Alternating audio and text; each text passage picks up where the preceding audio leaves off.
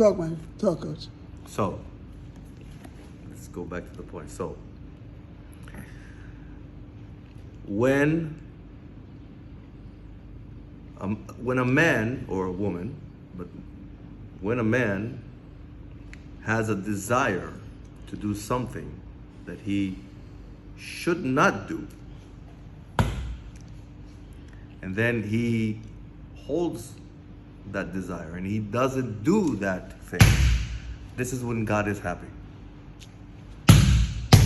That's what he said. That's what he said. All right, so I understood. Yeah. When do you have a desire to do something that you shouldn't do, and then you don't do? As an athlete, as a fighter. So let's talk about this because this is very important. As fighters, l'chaim.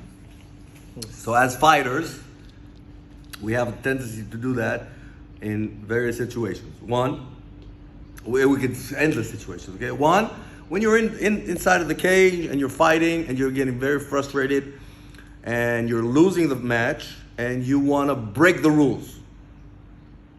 You want to break the rules to break the fight, but then you don't break the fight and you accept the defeat.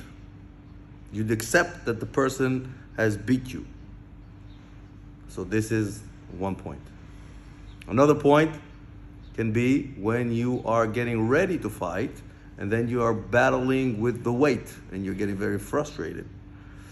And you're in the process of making weight and it's really hard. We all know, whoever fought and had to make weight knows how hard it is, how difficult that is.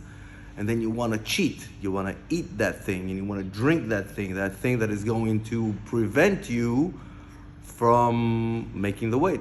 And then you don't eat that thing. You don't drink that thing. So this is when God is happy. But people talk about God and they think that God is some fantastic being that is sitting on a cloud and he's just monitoring everything. But that's not the case. We know that that's not the case. God is everything, and everything is God. So you are God, and I am God. We are pieces of God, interacting, pieces of the same thing, interacting with one another. So when I'm interacting with you, then it's actually God interacting with himself. He's just dividing himself into pieces, and then he's interacting with himself. Even this chair is part of God. And people say, but it's not even alive. Yeah, it's not alive, but it's made out of molecules. And those molecules, in a miraculously matter, they are sticking together. Endless molecules, billions of molecules in this chair. And they are holding together. Why? Why do they not dissolve? Why do I sit on this chair and this chair is holding me? Why? Because the molecules, they stick together. Why do they stick together? Because it's the laws of the universe. What are the laws of the universe? Who wrote those laws? Who made those laws? The universe. Okay, so the universe is God, and God is the universe, and the universe is nature, and nature is universe, and it's the whole thing. It's the whole. Everything is together. People want to call it things because they don't want to.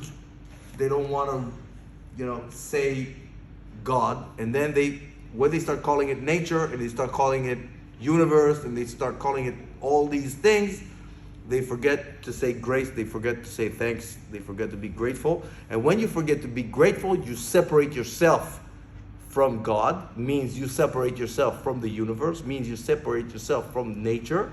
And when you separate yourself from nature, this is when you start forgetting and you start being like an amnesia, a creature with amnesia. That's it.